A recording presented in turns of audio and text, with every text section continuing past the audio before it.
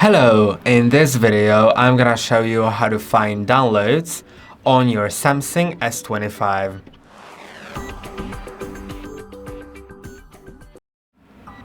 As you download any file onto your phone from the browser, let's try to download it like anything, so maybe some free music to download.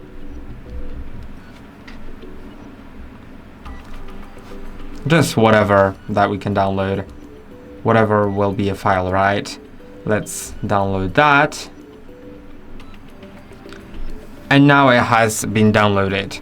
And to find it, you could have clicked on open file on the notification, but you still will probably lose it someday in the future if you don't know how to find it. So let's swipe up on the screen, then go to Samsung folder, My Files, and now go to Downloads. And here you have it. You can open it with any kind of file opener tool. And now it's working. So that's all for today. Don't forget to like and subscribe, and see you in the next one.